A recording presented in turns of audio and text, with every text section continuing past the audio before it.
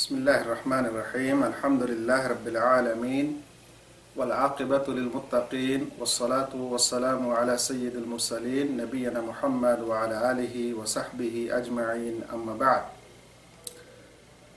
গত বৃহস্পতিবারের রাত থেকে আরব দেশগুলিতে একটা বিশেষ বিষয়ের সূচনা হয়েছে।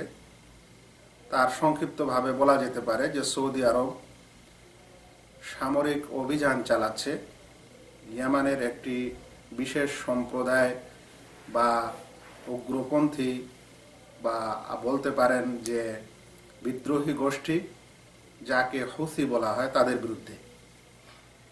এই হুথি সম্প্রদায় কি এর সম্পর্কে আমাদের অনেকের কোনো ধারণাই নাই প্রায়।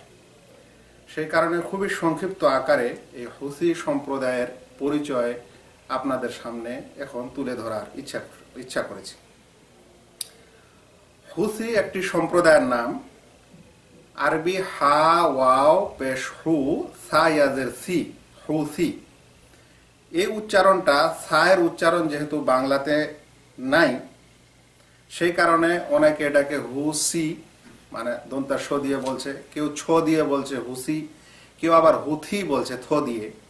কারণ ইংরেজিতে সায়ের উচ্চারণ টিএইচ, তো টিএইচ এ থা হয়, সেই কারণে অনেকে আবার বলছে হুথি, অনেকে আবার হুদি।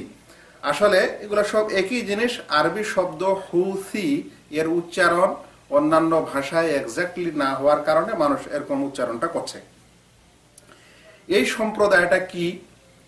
এই সম্প্রদায়টির হচ্ছে ইয়েমেন প্রদেশে সাআদা জেলায়, সাআদা মুহাফাদা, সাআদা নামক একটি মুহাফাদা একটা জেলাতে এদের অবস্থান। এখান থেকে তাদের সূচনা।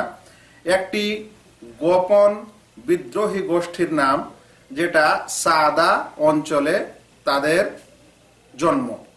এই সাআদা অঞ্চলটি ইয়েমেনের রাজধানী সানা থেকে উত্তর দিকে প্রায় 250-300 কিলোমিটার দূরে অবস্থিত। এই হুথি সম্প্রদায় শিয়া জাইদি সম্প্রদায় থেকে আবিষ্কার। শিয়াদের অনেক সম্প্রদায় আছে, তার মধ্যে একটি সম্প্রদায়ের মধ্যে নাম হলো জাইদি। জাইদি শিয়াদের থেকে এদের জন্ম বা সূত্রপাত। তবে পরে এরা জাইদি গ্রুপ বা জাইদি বিশ্বাস চেঞ্জ করে ইসনা আশারি শিয়াতে রূপান্তরিত হয়েছে। মানুষ যারা জাইদি সম্পর্কে জানে না, যারা ইসনা আশারি সম্পর্কে জানে না, তাদের আবার একটু বুঝার কৌতূহল এখানে থেকেই যাবে। তবে সংক্ষিপ্ত পরিচয় আমি এগুলো বলছি না। এতখানি মনে রাখা দরকার যে শিয়াদের একটি সম্প্রদায় আছে জাইদি, সেই জাইদি গ্রুপ থেকে এদের জন্ম বটে, কিন্তু পরে আবার এরা জাইদি গ্রুপ চেঞ্জ করে ইসনা আশারি শিয়ায় পরিবর্তন হয়েছে। ইসনা আশারি শিয়া কি জিনিস? এরা 12 ইমামে বিশ্বাস করে, এই জন্য এদেরকে বলা হয় ইসনা আশারিয়া। আল্লাহ রসুল সাল্লাল্লাহু আলাইহি ওয়াসাল্লাম থেকে নিয়ে লাস্ট ইমাম আল হাসান আল মাহদি, এই 12 জন ইমামে তারা বিশ্বাস করে। এদের কাছ থেকে তারা শরিয়ার যাবতীয় বিধান গ্রহণ করে। এবং আমাদের যেমন হাদিসের বই পুস্তক রয়েছে এবং সেগুলোতে সনদ আছে এবং সাহাবী হাদিসকে বর্ণনা করেন, তাদের সনদে এই 12 জন ইমামের কাছেই যেতে হবে, তাহলে সেটা হাদিস হবে, নচেত হবে না। এর ব্যাখ্যা বিশ্লেষণ থাক, এই জন্য এদেরকে ইসনা আশারি বলা হয়। 11 জন ইমাম তাদের পৃথিবীতে চলে এসেছেন, 12তম ইমামের তারা অপেক্ষায় আছেন। একটু পরে আর একটু তাদের সম্পর্কে কথা আসবে। যাই হোক, তো ইসনা আশারি সম্প্রদায়ের অন্তর্ভুক্ত এই হুসি গ্রুপ বা এই হুসি বিদ্রোহী গোষ্ঠী দিন ও রাজনীতির ক্ষেত্রে তারা লেবাননের হিজবুল্লাহ সংগঠনের পদাঙ্ক অনুসারী। লেবানন একটি সংগঠন আছে শিয়াদের, যার নাম হলো হিজবুল্লাহ, যার নাম বারে বারে আসে প্রায়, তাদের অনুসরণ করে থাকে। তাদের প্রথম বিদ্রোহী নেতা নাম হচ্ছে বদরুদ্দিন আল হুসি। এর দিকেই কিন্তু তারা নিজেকে সম্পৃক্ত করে। আর এই বদরুদ্দিন হুসি হচ্ছে আসল তাদের আধ্যাত্মিক গুরু। তবে সাংগঠনিক দিক দিয়ে বদরুদ্দিনের ছেলে, যার নাম হলো হুসেন বদরুদ্দিন, তার মাধ্যমে এদের সংগঠন প্রতিষ্ঠিত হয়েছে। আর তারা এই সংগঠনের নাম দিয়েছে তানজিম আশ-শাবাব আল মুমিন, মুমিন ইয়ুথ গ্রুপ। নামে তাদের সংগঠন, যেটা 1991 খ্রিস্টাব্দে, মানে প্রায় 15-20 বছর আগে এই সংগঠন তারা তৈরি করেছিল এই ইয়ামানের সাআদা জেলায়। অতঃপর নিজের সংগঠনকে তারা ধীরে ধীরে শক্তিশালী করত। ইয়েমেনে 2004 খ্রিস্টাব্দে বড় ধরনের তারা একটা বিপ্লব বা বড় ধরনের একটা দেশ বিরোধী তারা মিছিল করেছিল এবং তাতে তারা অংশগ্রহণ করেছিল। সেই সময় কিন্তু ইয়ামানের শাসক বাধা দিতে গিয়ে বা তাদের সঙ্গে দ্বন্দ্ব হয়ে সেই ব্যক্তি মারা যায়। তারপরে তার ভাই আব্দুল মালিক আল হৌথি এই দায়িত্ব পালন করে তাদের সংগঠনের। এভাবে তাদের বড় বড় লিডারগুলির মধ্যে হচ্ছে ইয়াহিয়া আল হৌথি, আরেকজন হচ্ছে শফিক হুসেন আল হৌথি, যে জার্মানের বার্লিনে অবস্থান করে, সেখান থেকে তাদের প্রচার প্রসার করে থাকে। যাই হোক, এগুলা ছিল হুথি সম্প্রদায়ের কিছু বড় বড় লিডার এবং তাদের আসল কথা, কিভাবে তাদের তৈরি এবং আসলে তারা কি। এবার তাদের কিছু বিশ্বাস শুনেন। হুথি সম্প্রদায়ের আকীদা কি, বিশ্বাস কি। বিশ্বাসের উপর কেন্দ্র করেই কিন্তু আমরা, মানে এই বিশ্বাস, এই আকীদা, ওই ইমানের উপর কেন্দ্র করেই কিন্তু আমরা কাউকে ভালো বা মন্দ বিচার করি, নচেত করি না। কোন মানুষের শুধু উপরের শেকল ও সুরাত দেখে যদি বিচার করতে হয় ভালো মন্দ, তাহলে যে মানুষেরই টুপি আছে, যে মানুষেরই দাড়ি আছে, যে মানুষেরই ইসলামী পোশাক আছে, আপনি এরকম সকলকেই ভালো মনে করতে হবে। কিন্তু এটা হলো বাহ্যিক দৃষ্টিতে তার ইসলামের পোশাক ও পরিচ্ছদ, আসল হচ্ছে তার আকীদা ও ঈমান। ওই অনুযায়ী আপনাকে তাকে ভালো ও মন্দ মনে করতে হবে। তাদের আকীদাগুলোর মধ্যে হচ্ছে 1 নম্বর ইমামতের আহ্বানকারী। তারা ইমামতের আহ্বানকারী মানে ওই 12 ইমামের ছায়াতলে তাদের থাকতে হবে। এবং লাস্ট ইমাম আল হাসান আল আসকারি যাকে বলা হচ্ছে, সে ইরানের একটি শহরের সিরদাবে গর্তে ঢুকে আছে বলে এটা বিশ্বাস। তাদের বিশ্বাস যে শেষ জামানায় সে প্রকাশ পাবে, আর ওইটাই হবে মাহদি, এবং তার নেতৃত্বে তার ইমামতে গোটা বিশ্ব তারা দখল করবে এবং পরিচালনা করবে। এটা হচ্ছে ইমামতের দাওয়াত। বলছেন আত-তারওয়িজ কা, 2 নম্বর আকীদা হচ্ছে আত-তারওয়িজ কা ফিকরাতুল খুরুজ ওয়াল ই'দাদ। বলছেন যে এদের আরেকটি আকীদা ও বিশ্বাস হচ্ছে যে মুওয়াজাহাতে নিজামিল হুকুম। বলছেন যে রাষ্ট্র যে পরিচালনা হচ্ছে বর্তমান, এদের বিরুদ্ধে তাদের বিদ্রোহ করা এবং রাস্তা প্রশস্ত করা সেই ইমামের জন্য, এটি হচ্ছে তাদের একটি আকীদা বা বিশ্বাস। এদের আরেকটি আকীদা হচ্ছে ইরানের খোমাইনি বিপ্লবকে সম্মান করা, অনুরূপ লেবাননের হিজবুল্লাহ সম্প্রদায়ের বিপ্লবকে সম্মান করা এবং এই 2 বিপ্লবকে আইডিয়াল হিসাবে গ্রহণ করা। তাদের আকীদাগুলোর মধ্যে হচ্ছে আরো এই যে খোলাফায়ে রাশেদিন আবু বকর, উমর ও উসমান রাদিয়াল্লাহু আনহুম, এদের থেকে বিশেষ করে আর বাকি সাহাবা থেকে বিশেষ করে নিজের বারাআত প্রকাশ করা, নিজের সম্পর্ক বিচ্ছিন্নতা প্রকাশ করা, এটাকে বলা হয় বারাআত। মানে ওদের সাথে আমাদের কোনো সম্পর্ক নেই এবং ওদেরকে আমরা মানি না, এটা হচ্ছে বারাআত। বদরুদ্দিন আল হুসি, যার নাম শুনলেন, যাকে এই গ্রুপের লোকেরা তাকে আধ্যাত্মিক গুরু মনে করে, সে বলছে আনা আন নাফসি উমিনু বিতাকফিরিহিম। বলছে আমি নিজের পক্ষ থেকে মনে করি যে তারা সকলে কাফের। সাহাবাদের এই গ্রুপটা কি কাফের, এই কথা সে নিজে বলেছে।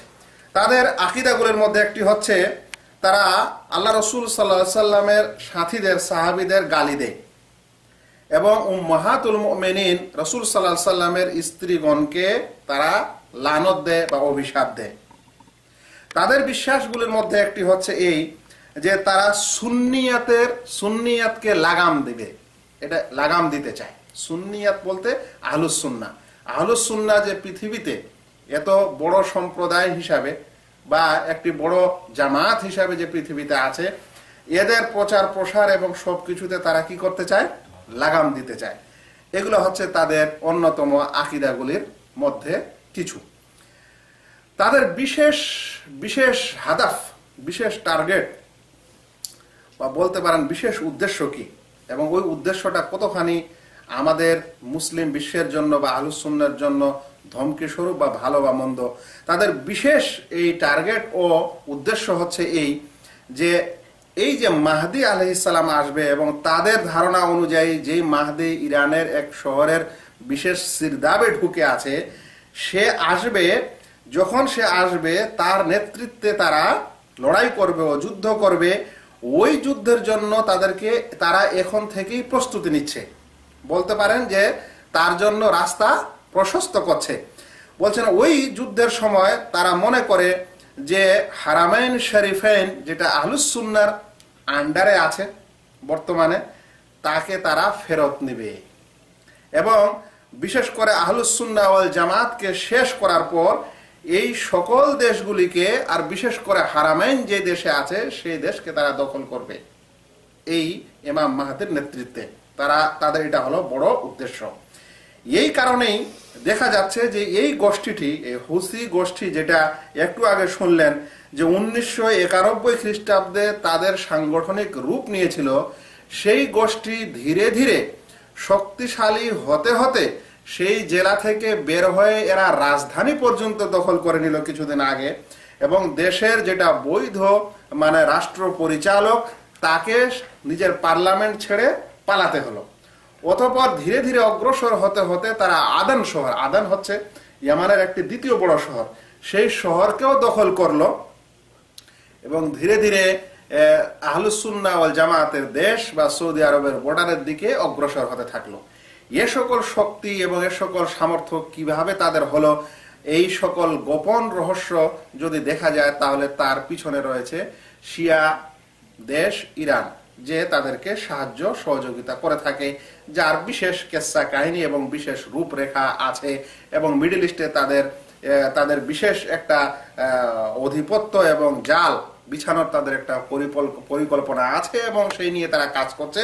সেই সূত্রে এখানকার এই গোষ্ঠীটিকে তারা, যেহেতু তাদের নিজের শিয়া দল, সেই কারণে তাদের মদদে এবং শিয়াদের অনেক কিছুতে তারা পুষ্ট। এই কারণে যখন এই হুমকি এবং এই কথা এর আগে থেকেই জানা ছিল, কিন্তু যখন দেখা গেল যে তারা আহলুস সুন্নাহ ওয়াল জামাতের একটি দেশ এবং সেই দেশের রাজা ও রাজত্বকে কিছুদিনের মধ্যেই ধূলিসাৎ করে সেখানে নিজের আধিপত্য কায়েম করার চেষ্টা করছে এবং পিছন থেকে মদত পাচ্ছে, এবং আহলুস সুন্নাহ বিশেষ করে বালাদুল হারামাইনের একটা হুমকি স্বরূপ হয়েছে, তখন সৌদি আরব এই পদক্ষেপ নিয়েছে।